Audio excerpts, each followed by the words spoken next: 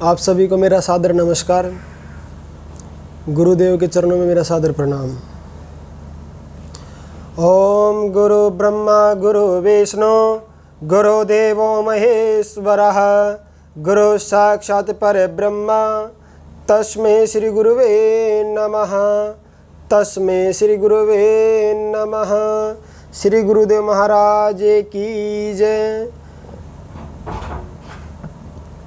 ओम वक्रतुंड महाकाय सूर्यकोटि संप्रभा निर्विघ्नं कुरु मे देवा सर्वकार्येषु सर्वदा।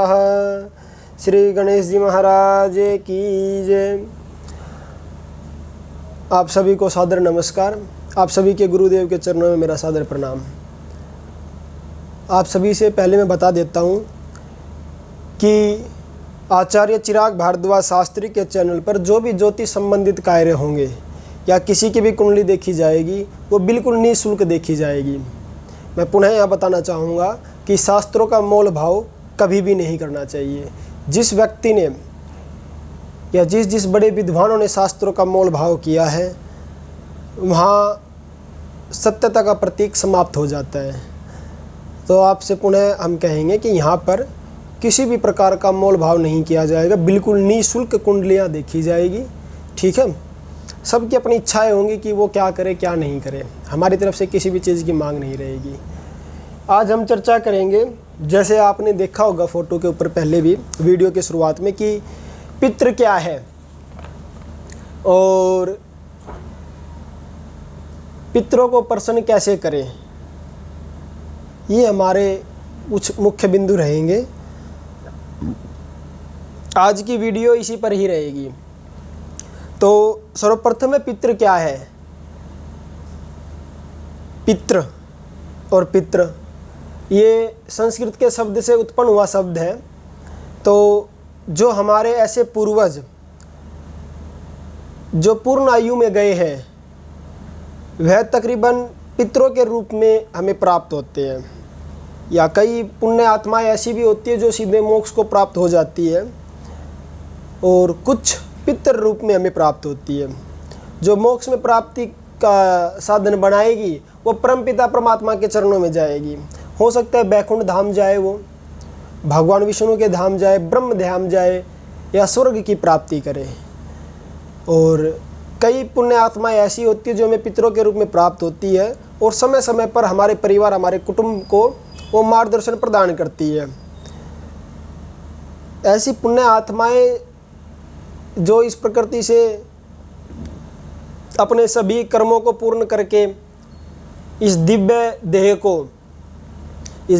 का त्याग करती है, अर्थात एक पुण्य आत्मा या हमारे बुजुर्गों का जब शरीर पूरा हो जाता है तो वह पितरों के रूप में हमें प्राप्त होती है, वह पितर होते हैं। और पितरों के स्वामी कौन होते हैं। देखिए, मैंने आपसे पहले भी बोला था और आज भी मैं बोल रहा हूँ आपसे, हमारे इस चैनल के ऊपर हम एक नई खोज की तरफ चलेंगे। हम वो सभी बातें यहाँ बताएंगे, या कुछ आप जैसों की मदद से हम यहाँ सभी बातें वो बताएंगे जो एक शास्त्रों के अनुसार है, और यहाँ पर हर बातों का गहराइयों से हम वर्णन करेंगे। तो पितरों के स्वामी कौन है। पितरों के स्वामी अरियम्मा। और अरियम्मा के पिताजी कौन है। सप्तऋषियों में महर्षि कश्यप इनके पिताजी हैं, और उनकी माता अदिति है। उनकी माता अदिति जी है। उनके माता पिता कश्यप और अदिति जी हैं, और इनकी पुत्रियां भी हुई है। वहाँ पर हम ज़्यादा चर्चा नहीं करेंगे, क्योंकि इन्होंने एक मन के द्वारा उनको पुत्री के रूप में माना है। मन के द्वारा, कोई गर्भ से उनका जन्म नहीं हुआ, केवल अपने मन से।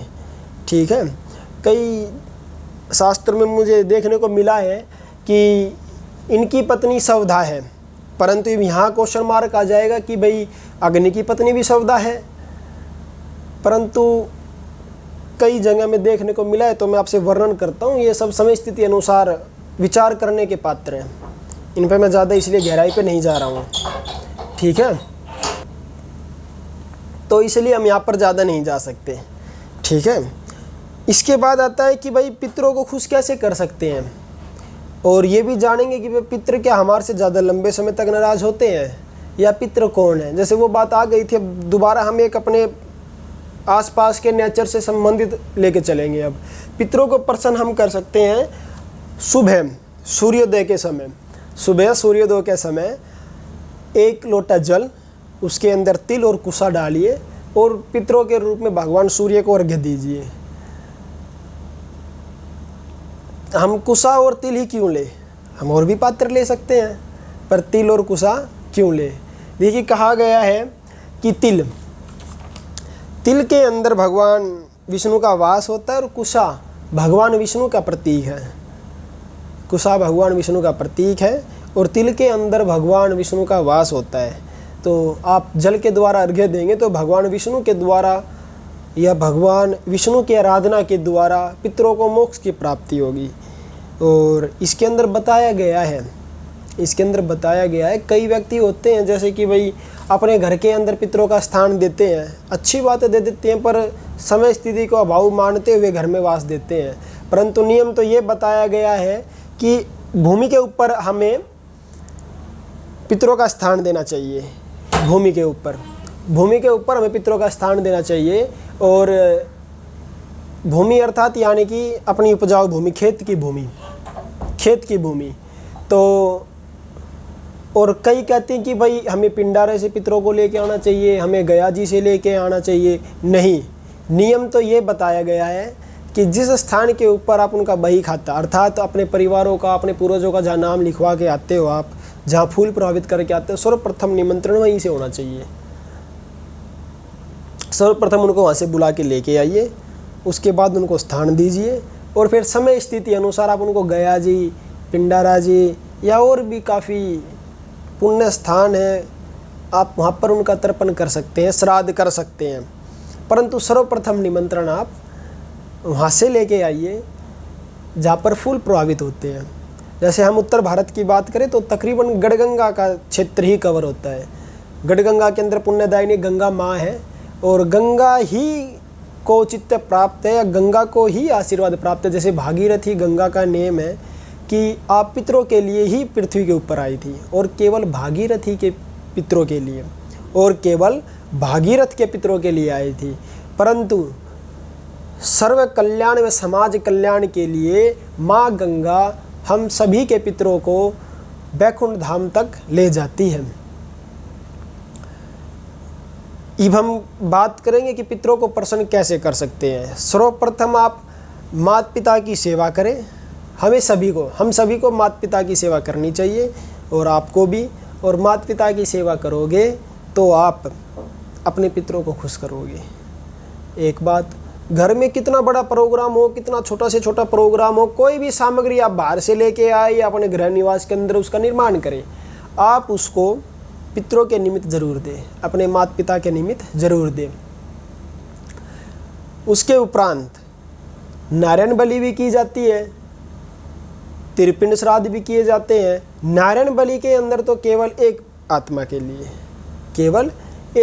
के लिए और त्रिपिंड श्राद्ध के अंदर समतम रज अर्थात कि सभी के लिए आप उनके लिए श्राद्ध कर सकते हैं। पितृ गायत्री करिए। ये अनुष्ठान होते हैं, ये कोई हमारे जैसे ब्राह्मण होते हैं, कोई अन्य ब्राह्मण, मतलब ब्राह्मण तो सभी है, मतलब अलग अलग समय स्थिति अनुसार जो ब्राह्मण मिल जाए उनके द्वारा ये कर्म करवाए विधि विधान और शास्त्र विधि के अनुसार। उसके उपरांत एक सबसे श्रेष्ठ उपाय, कभी भी जब आपको समय लगे, हो सके तो अमावस्या के ऊपर चलती नदी के किनारे जो तकरीबन 12 मासों चले। कुछ समय होता है भाव का, जल का भाव हो जाए या कुछ और समय स्थिति अनुसार अभाव हो जाए। कहने का तात्पर्य ये है कि तकरीबन जो साल के अंदर 10 माह या 11 माह तो चले ही चले। ऐसी नदी नहर के किनारे आप पीपल का और बड़ का पेड़ लगा के आइए। उसके जितने पत्ते उस नदी या नहर में गिरेंगे, उन पत्तों के द्वारा आपके पितरों को तर्पण प्राप्त होगा या पितरों के निमित्त पिंड दान होगा। ये महापुराण पद्म पुराण के अनुसार है। ये उपाय महापुराण पद्म पुराण के अनुसार है। तो आज पितरों के निमित्त का ये एपिसोड था या ये भाग था, आप ये जानिए। और अपने पितरों को कैसे हम प्रसन्न करें, ये कुछ उपाय हैं, उनको फॉलो करिए। और मूल से ज़्यादा ब्याज प्यारा, तो हम सभी उनके ब्याज हैं, हमारे से वो ज़्यादा दिन नाराज नहीं हो सकते। अगर हमसे दूर भी जाएंगे तो हमारे पास ही रहेंगे। आप सभी को सादर नमस्कार, सादर प्रणाम। आप सभी के गुरुजनों और माता पिता के चरणों में मेरा सादर प्रणाम।